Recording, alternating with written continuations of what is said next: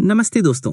इस बार हम आपके लिए ये सीरीज लेकर आए हैं जिसमें आप ये समझेंगे कि गति से संबंधित नियमों का ऐतिहासिक रूप से विकास किस प्रकार हुआ।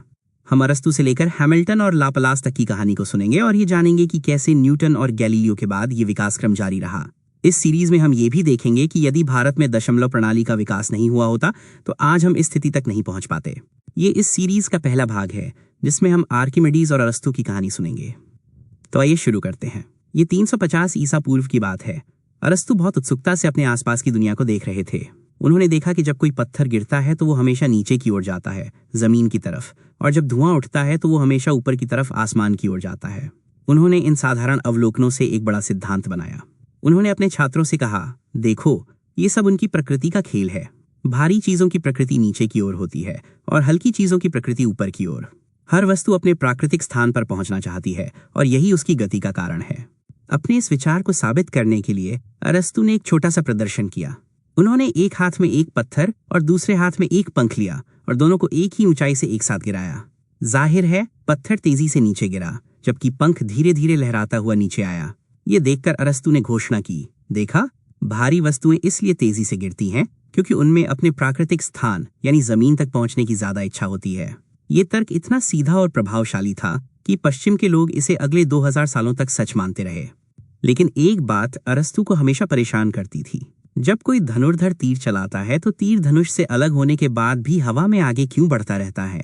उनके अपने सिद्धांत के अनुसार किसी भी वस्तु को गति में रहने के लिए लगातार धक्के की जरूरत होती है। तो फिर तीर को कौन धकेल रहा था? बहुत सोच विचार के बाद अरस्तू ने एक बहुत ही चतुर लेकिन गलत जवाब दिया। उन्होंने कहा, जब तीर आगे बढ़ता है तो वो अपने पीछे एक खाली जगह बना देता है। इस खाली जगह को भरने के लिए हवा बहुत तेजी से दौड़ती है और यही हवा पीछे से तीर को धक्का देकर आगे बढ़ाती रहती है।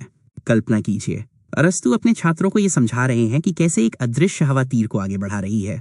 हो सकता है किसी बहादुर छात्र ने पूछ ही लिया हो, गुरुजी, अगर हवा ही तीर को धकेलती है तो वह अंत में रुककर नीचे क्यों गिर जाता है?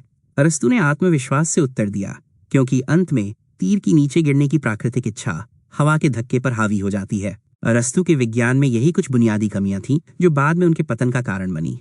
उनकी सारी सोच सिर्फ देखने और तर्क करने पर आधारित थी, प्रयोगों पर नहीं। उनके पास अपने विचारों को साबित करने के लिए कोई गणित नहीं था जिससे कोई सटीक भविष्यवाणी की जा सके। और सबसे बड़ी कमी उनका तर्क था, जहां वे कहते थे कि चीजें इसलिए गिरती हैं क्योंकि ये उनका स्वभाव है। लेकिन उनके इस स्वभाव का कारण क्या है, इसका उनके पास कोई जवाब नहीं था। अरस्तू जहां सिर्फ सोचते थे, वहीं सिसिली के सिराक्यूज शहर में रहने वाले आर्किमिडीज अपने प्रयोगों के लिए जाने जाते थे। उनकी कहानी का एक मजेदार हिस्सा राजा हियरो द्वितीय के साथ जुड़ा है। राजा ने अपने लिए एक सुनहरे मुकुट का ऑर्डर दिया, लेकिन उन्हें शक था कि सुनार ने उसमें चांदी मिला दी है।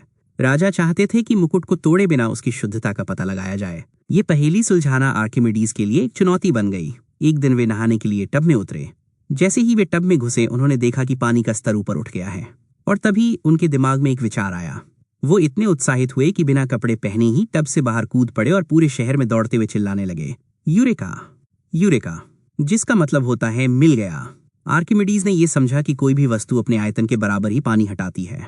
चूंकि सोने का घनत्व चांदी से ज्यादा होता है, इसलिए सोने का मुकुट उसी वजन के चांदी मिले मुकुट से कम पानी हटाएगा।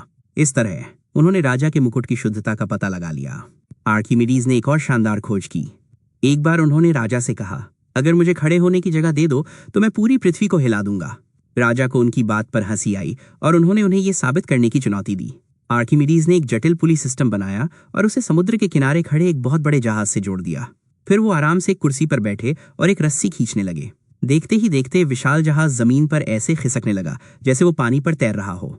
ये प्रयोग यांत्रिक लाभ के सिद्धांत को दिखाता था, यानी कि साधारण मशीनों का इस्तेमाल करके बहुत ज्यादा ताकत लगाई जा सकती है। इससे भी जरूरी बात यह थी कि आर्किमिडीज ने यह साबित किया कि ऐसी प्रणालियों को गणित के नियमों से समझा जा सकता है। आर्किमिडीज की कहानी जितनी महान थी, उसका अंत उतना ही दुखद। 212 ईसा पूर्व में जब रोमन सेना ने उनके शहर सिराक्यूज को घेर लिया तो 75 साल के बूढ़े आर्किमिडीज शहर के मुख्य रक्षक बन गए। उन्होंने दुश्मन के जहाजों को जलाने के लिए बड़े बड़े शीशे और उन्हें पानी से उठाकर फेंकने के लिए विशाल क्रेन जैसी मशीनें बनाई। कहा जाता है कि जब रोमन सैनिक आखिरकार शहर में घुसे तो उन्होंने आर्किमिडीज को जमीन पर गणित की आकृतियां बनाते हुए देखा। वे गणित में इतने मग्न थे कि अपने आसपास की अराजकता से अनजान थे।